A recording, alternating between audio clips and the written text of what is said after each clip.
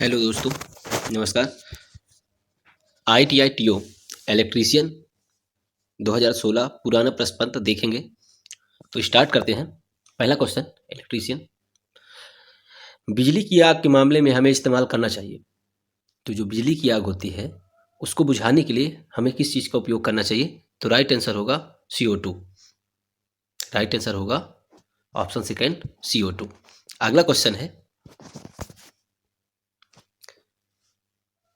Squirrel cage induction motor को निम्न में से कौन सा स्टार्टर बेहतर स्टार्टिंग टार्क देता है? यहाँ पे पूछा है कि जो 5 HP की स्क्विरल केज इंडक्शन मोटर जो होता है उसको स्टार्टिंग टार्क कौन सा स्टार्टर बेहतरीन तरीके से देता है या बेहतर स्टार्टिंग टार्क देता है? तो राइट आंसर होगा DOL स्टार्टर। जो DOL स्टार्टर होता है वह starter 5 HP squirrel cage induction motor को स्टार्टिंग टार्क अच्छा देता है। अगला क्वेश्चन है, तीसरा, AC को बिंदी बिंदी के द्वारा DC में रूपांतरित किया जाता है। तो राइट आंसर होगा रेक्टिफायर। AC को DC रूपांतरित करने के लिए रेक्टिफायर या कन्वर्टर का उपयोग किया जाता है। और DC को AC में कन्वर्ट करने के लिए हमें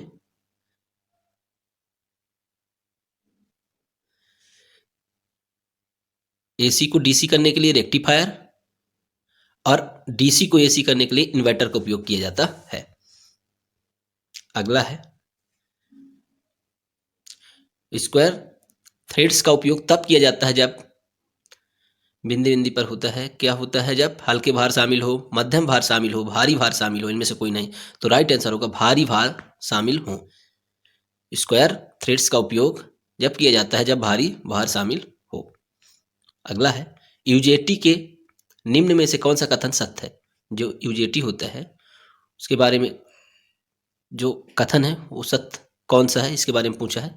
तो राइट आंसर होगा ऑप्शन थर्ड, VVB को 0 तक घटा के यूजेटी को ऑफ किया जाता है। यूजेटी को ऑफ किया जाता है। अगला है, ट्रांसफार्मर का ट्रांसफॉर्मेशन रेशियो रूपांतरण अनुपात बिंदी बिंदी के निरूपित किया जाता है। किसके द्वारा निरूपित किया जाता है यहाँ पे पूछा है।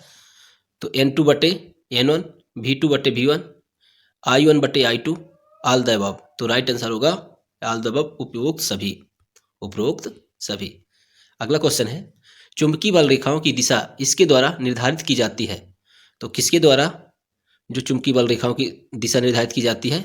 तो राइट आंसर होगा ऑप्शन थर्ड, दक्षिण हस्त नियम और दक्षिण हस्त कोर स्क्रू नियम दोनों। अगला है 8वां क्वेश्चन, उच्च आवृत्ति परिपथों के लिए कौन से संधारित्र को पसंद किया जाता है? उच्च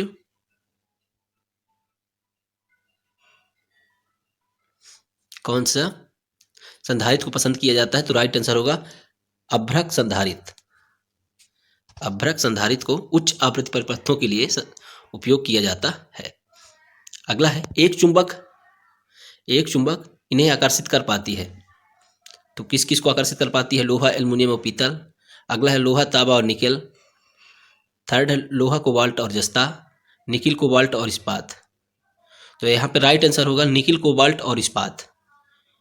एक चुंबक लोहा को तो आकर्षित करता है लेकिन पीतल को आकर्षित नहीं करता। फिर अगले क्वेश्चन में, अगले ऑप्शन में दिया कि लोहा, तांबा और निकेल। तो लोहा निकेल को भी करता है लेकिन तांबा को नहीं करता है। लोहा कोबाल्ट को तो करता है लेकिन जस्ता को नहीं करता। तो राइट आंसर होगा फोर्थ, निकिल, कोबाल्ट और इस्पात।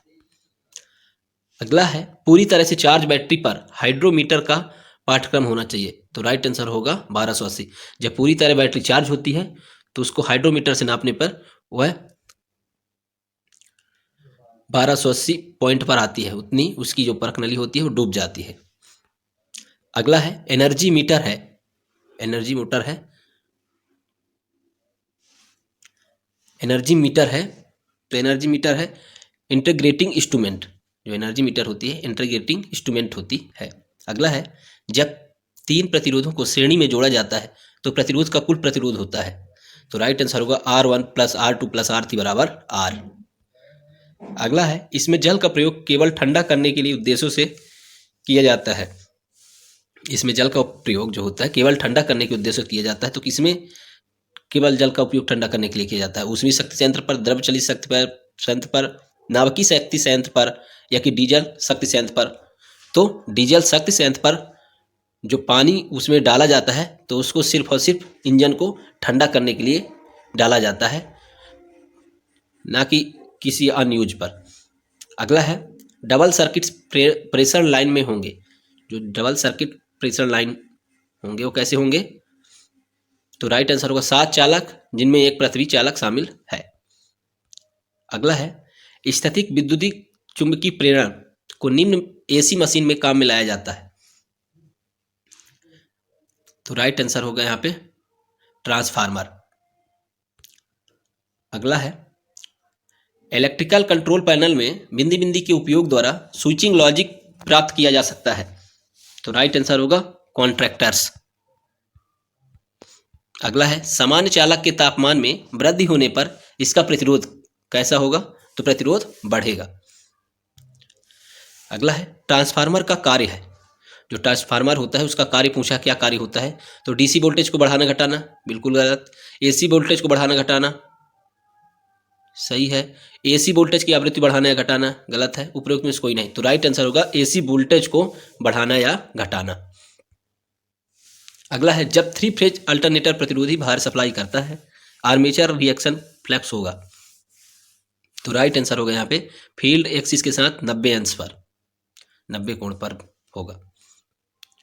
अगला है, एक चालक में धारा प्रवाह, चुंबकीय क्षेत्र तथा उत्पन्न यांत्रिक बल की दिशा बिंदी बिंदी के द्वारा दी जाती है।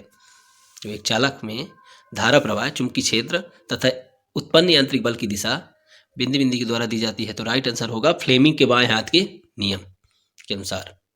अगला है, अर्थिंग के लिए आवश्यक है। अर्थिंग जो होता है उसके लिए क्या आवश्यक है? अर्थिंग बिंदी बिंदी के लिए आवश्यक है, यहाँ पूछा है जो है। तो अर्थिंग किसके लिए आवश्यक होता है? तो मनुष्यों तथा मशीन की सुरक्षा के लिए। तो राइट आंसर होगा फर्स्ट, मशीन और मनुष्यों की सुरक्षा के लिए अर्थिंग का प्रयोग किया जाता है। एक परिनालिका में उसकी, जो एक परिनालिका होती है, एक परिनालिका में उसकी लंबाई और चौड़ाई बराबर होनी चाहिए। लंबाई चौड़ाई में बढ़ी होनी चाहिए, लंबाई चौड़ाई से बढ़ी होनी चाहिए, चौड़ाई लंबाई से बड़ी होनी चाहिए। उपरोक्त में से कोई नहीं। तो राइट आंसर होगा लंबाई जो होनी चाहिए वो चौड़ाई से बड़ी होनी चाहिए। अगला है, डीसी वोल्टेज के ठीक माप के लिए किस प्रकार के यंत्र को पसंद किया जाता है? यह पसंद किया जाएगा।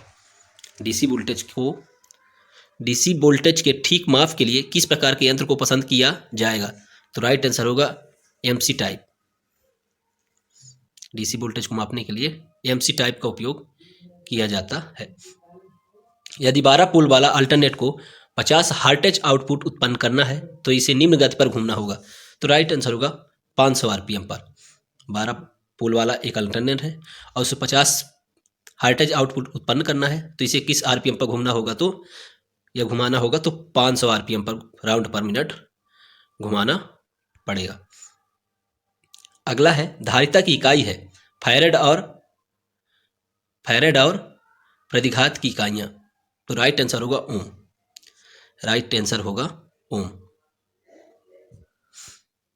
अगला है, प्रकाश उत्सर्जक डायोड तब प्रकाश उत्पन्न करती है जब वह होती है। तो कैसी होती है? तो फॉरवर्ड वायर जब होती है तब प्रकाश उत्सर्जक डायोड प्रकाश उत्पन्न करती है। अगला है, तुल्यकालिक मोटर में डैम्पर वाइंडिंग का कार्य होता है।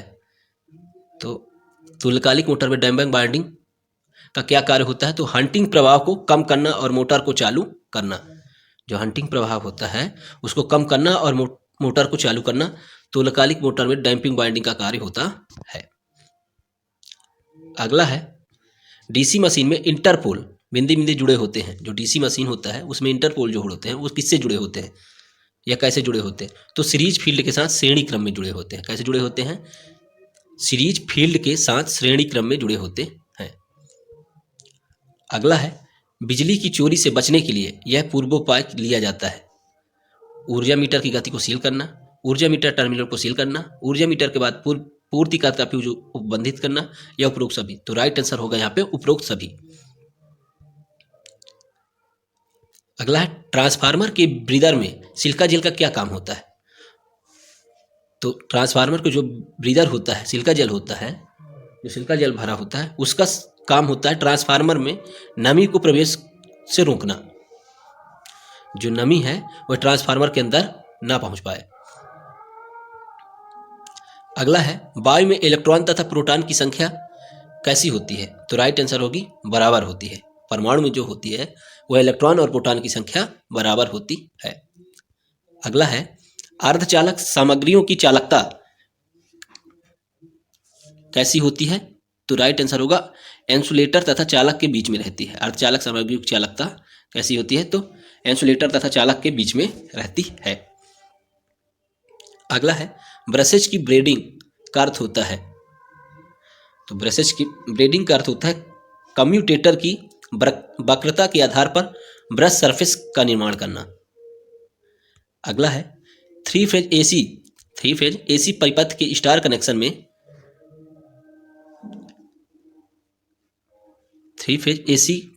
स्टार कनेक्शन में बिंदु बिंदु होता है। तो राइट आंसर होगा लाइन वोल्टेज फेज वोल्टेज के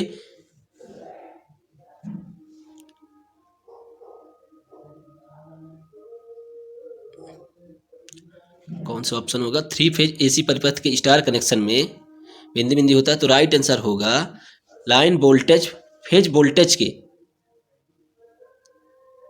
वर्गमूल 3 गुने होता है।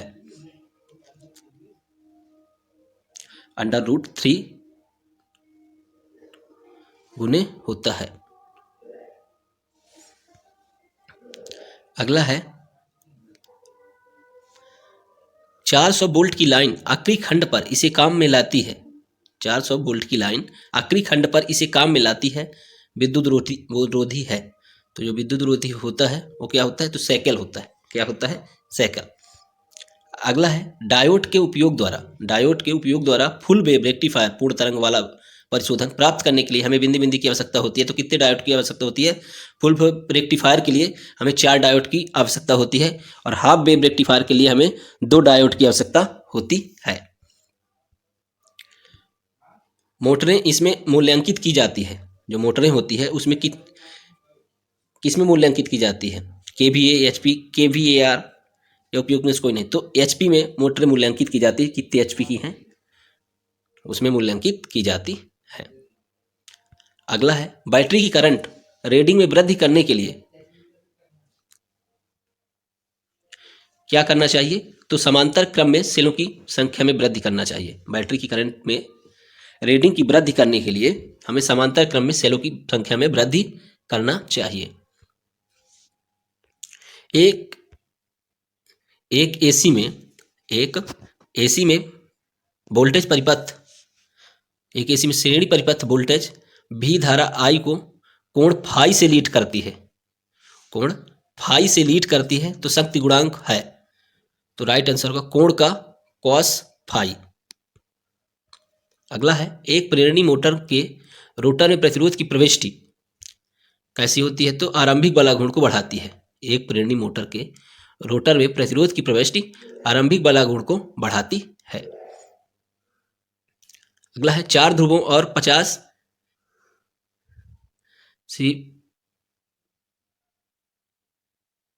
साइकिल प्रति सेकंड आवृत्ति वाली 4 ध्रुवों और 50 साइकिल प्रति सेकंड आवृत्ति वाली एक तुल्यकालिक मोटर इस पर दौड़ेगी। तो राइट आंसर होगा 1500 RPM पर दौड़ेगी। अगला है पारस्परिक प्रेरकत्व का सिद्धांत बिंदु बिंदु प्रयुक्त होता है। तो राइट आंसर होगा ट्रांसफार्मर्स पर। पारस्परिक प्रेरकत्व का सिद्धांत ट्रांसफार्मर में प्रयुक्त होता है। अगला है घूर्णी परिवर्तित करने के लिए प्रयोग किया जा सकता है। तो राइट आंसर होगा दोनों AC to DC और DC to AC। अगला है स्टार डेल्टा स्टार्टर का प्रयोग इसमें किया जाता है। तो जो स्टार्ट डेल्टा होता है वह किस में प्रयोग किया जाता है। तो राइट आंसर होगा 3 फेजी मोटर प्रेरण मोटर पर किया जाता है। 3 फेज इंडक्शन मोटर पर किया जाता है।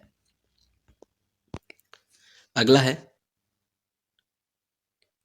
स्टीयर केस लाइटिंग, जिसको जीने की वायरिंग कहते हैं, के लिए कैसा होना चाहिए? तो सिंगल फेज 2 वे स्विच का उपयोग किया जाता है। जो स्टीयर केस लाइटिंग होती है वो वायरिंग कैसी होती है? तो इसमें सिंगल पोल 2 वे स्विच का प्रयोग किया जाता है। अगला है moving coil volt meter use for, तो चल कुंडली वोल्ट मीटर इसके लिए प्रयोग किया जाता है। जो चल कुंडली वोल्ट मीटर है वो किसको मापने के लिए किया जाता है या किसके लिए किया जाता है? तो डीसी आपूर्ति के लिए किया जाता है। अगला है डीसी मशीनों के मामले में यांत्रिक हानियां मुख्यतः इसका फलन होती है, तो राइट आंसर होगा चाल। डीसी मशीनों के मामले में यांत्रिक हानियां मुख्यतः चाल का फलन होती है। अगला है ए प्लस बी बराबर बाई इसका बुली फलन है, तो O are get, right answer होगा ओ आर गेट। अगला है घरेलू संस्थापन में पंखे और लैंप इसमें संयोजित किए जाते हैं, तो किसमें किए जाते हैं? समांतर क्रम में। जो घरेलू में पंखे और लैंप जो होते हैं वो समांतर क्रम पैरेलल क्रम में संयोजित किए जाते हैं। अगला है कौन से शक्ति संयंत्र को सबसे कम मात्रा में ईंधन की आवश्यकता होती है? कौन से शक्ति संयंत्र को सबसे कम मात्रा में ईंधन की आवश्यकता होती है? तो न्यूक्लियर नाभिकी को सबसे कम ईंधन की आवश्यकता होती है। अगला है तुल्यकालिक मोटर इसके लिए प्रयोग की जाती है। जो साइक्रोनस मोटर होती है और किसके लिए प्रयोग की जाती है? तो शक्ति गुणांक को बढ़ाने के लिए, इंक्रीजिंग द पावर फैक्टर, शक्ति गुणांक को बढ़ाने के लिए किया जाता है। अगला है बिजली का सबसे अच्छा चालक कौन सा है? तो यहाँ पे ऑप्शन दिया है तांबा, एल्युमिनियम, लोहा, उपरोक्त में सभी। Which is the best conductor of electricity, तो यहाँ पे ऑप्शन के अनुसार तांबा, कॉपर जो होता है सबसे अच्छा चालक होता है, बिजली का सबसे अच्छा चालक होता है। अगला है फ्लेमिंग के दाएं हाथ के नियम में प्रेरित ईएमएफ की दिशा इसके द्वारा दी जाती है।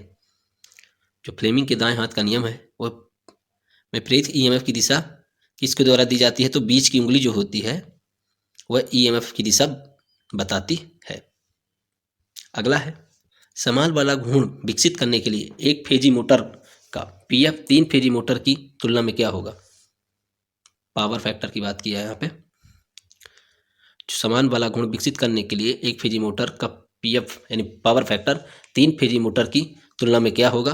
तो कम होगा, लेस होगा। अगला है व्हीट स्टोन ब्रिज का व्हीट स्टोन ब्रिज का उपयोग बिंदी बिंदी मापन के लिए किया जाता है, तो राइट आंसर होगा प्रतिरोध मापन के लिए किया जाता है, रेजिस्टेंस मापन के लिए व्हीट स्टोन ब्रिज का उपयोग किया जाता है। अगला है एक परिपथ में प्रवाहित विद्युत धारा उत्पन्न करती है। जो एक परिपथ प्रवाहित विद्युत धारा उत्पन्न करती है, तो राइट आंसर होगा यहाँ पे उपरोक्त सभी, तापीय प्रवाह, रासायनिक प्रवाह, चुंबकीय प्रवाह, उपरोक्त में से सभी। अगला है शक्ति मापने की 2 वाट मीटर विधि में 1 वाट मीटर की रीडिंग 0 देखी जाएगी यदि भार का पावर फैक्टर है, तो 0.5 लैगिंग है तो वाट मीटर की रीडिंग 0 देखी जाएगी। अगला है 3 फेज सिस्टम में न्यूट्रल पॉइंट बिंदी बिंदी के लिए अर्थ किया जाता है। जो 3 फेज सिस्टम है न्यूट्रल पॉइंट बिंदी बिंदी के लिए अर्थ किया जाता है, तो किसके लिए किया जाता है? फॉल्ट होने पर विद्युत उपकरण को ओवर करंट से बचाने के लिए। किसके लिए किया जाता है? जब फॉल्ट कभी भी फॉल्ट हो या मशीन में कोई खराबी आए, फॉल्ट होने के विद्युत उपकरण को ओवर करंट से बचा लिया जाए। अगला है ट्रांसफार्मर का नियमन बिंदी बिंदी पर निर्भर करता है। रेगुलेशन ऑफ ट्रांसफार्मर डिपेंडेंट, तो ट्रांसफार्मर का नियमन जो होता है बिंदी बिंदी पर निर्भर करता है। किस पे निर्भर करता है? लोड के पावर फैक्टर पर। किस पे निर्भर करता है? लोड के पावर फैक्टर पर निर्भर करता है। अगला है डीसी मशीन की आर्मेचर कोर बिंदी बिंदी बनी होती है। जो डीसी मशीन होती है उसकी आर्मेचर कोर किससे बनी होती है? तो लैमिनेशन से बनी होती है। किससे बनी होती है? लैमिनेशन से। अगला है permanent magnet moving coil type के मीटर का उपयोग बिंदी बिंदी किया जाता है। जो परमानेंट मैग्नेटिक मूविंग कॉइल होता है टाइप के मीटर का उपयोग किसके लिए किया जाता है? तो राइट आंसर होगा केवल डीसी राशियों को मापन के लिए। Permanent magnet moving coil type का मीटर केवल डीसी राशियों को मापन के लिए उपयोग किया जाता है। अगला है टंगस्टन तंतु। लैब में इसमें क्या भारी होते हैं? जो टंगस्टन, जो 100 वाट की बल्ब होती है जिसमें टंगस्टन लगी होती है, एलईडी को छोड़ के टंगस्टन वाली जो बल्ब होती है उसमें कौन सी गैस भारी होती है? तो राइट आंसर होगा नाइट्रोजन या आर्गन। नाइट्रोजन या आर्गन गैस भारी होती है। अगला है 10 ओम के 2 प्रतिरोधों को समांतर क्रम में जोड़ा जाता है। इस संयोजन को एक अन्य 10 ओम के प्रतिरोध के साथ श्रेणी क्रम में जोड़ा गया है। परिपथ का कुल प्रतिरोध क्या होगा? तो राइट आंसर होगा यहाँ पे 15 ओम।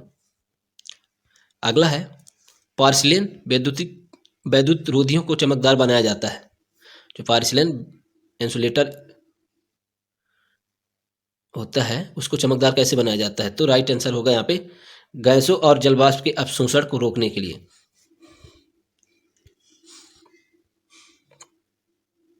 अगला है एक ओवर एक्साइटेड तुल्यकालिक मोटर निकलता है। An over excited synchronous motor drawer. तो राइट आंसर होगा यहाँ लीडिंग करंट। एक ओवर एक्साइटेड तुल्यकालिक मोटर निकालता है तो लीडिंग करंट निकालता है। कैसे क्या निकालता है? Leading current. अगला है यदि ट्रांसफार्मर ऑयल रेडिएटर ट्यूब्स के माध्यम से वायु प्रवाहित करने वाले पंखे के उपयोग द्वारा ठंडा किया जाता है तो नेम प्लेट में हो सकता है, क्या हो सकता है? ONAF। ONAF राइट आंसर होगा थर्ड। अगला है बारिश के मौसम में जंग से बचाने के लिए औजारों पर क्या लगाना चाहिए? तो ग्रीस लगाना चाहिए। राइट आंसर होगा यहाँ पे ग्रीस का उपयोग करना चाहिए। अगला है मैगर, इसे मापने के लिए इस्तेमाल किया जाता है। Megger is use to major.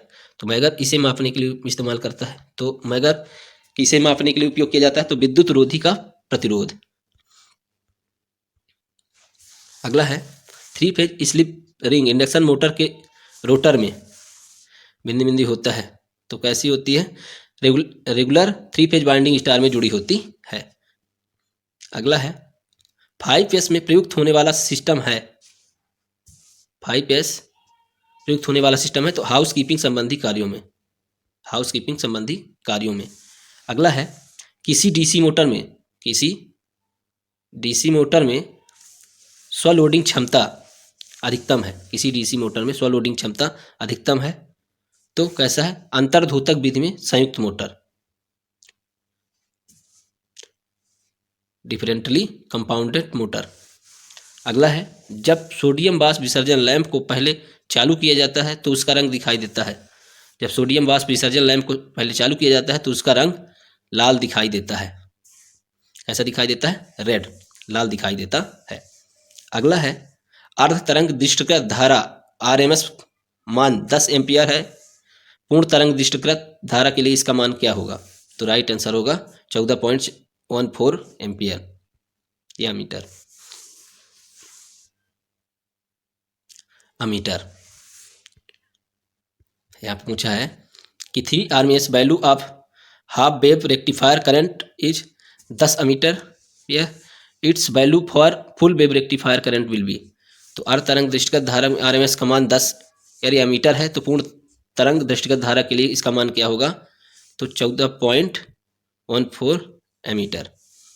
ओम का नियम बिंदी बिंदी मध्य संबंध दर्शाता है। तो दिया गया वोल्टेज भार का प्रतिरोध तथा धारा, बिंदी बिंदी ओम का नियम बिंदी बिंदी मध्य संबंध दर्शाता है तो दिया गया वोल्टेज का भार का प्रतिरोध ओम का नियम धारा मध्य संबंध दर्शाता है। अगला है वृत्त के रूप में उपस्थित चुंबकीय क्षेत्र द्वारा घिरे हुए धारा प्रवाहित चालक का आविष्कार इनके द्वारा हुआ है। तो किसके द्वारा हुआ है? ओस्टर्ड के द्वारा, ओस्टर्ड के द्वारा हुआ है। थैंक यू दोस्तों, फिर मिलेंगे अगले वीडियो में ऐसे इंपॉर्टेंट फैक्ट के साथ। जय हिंद।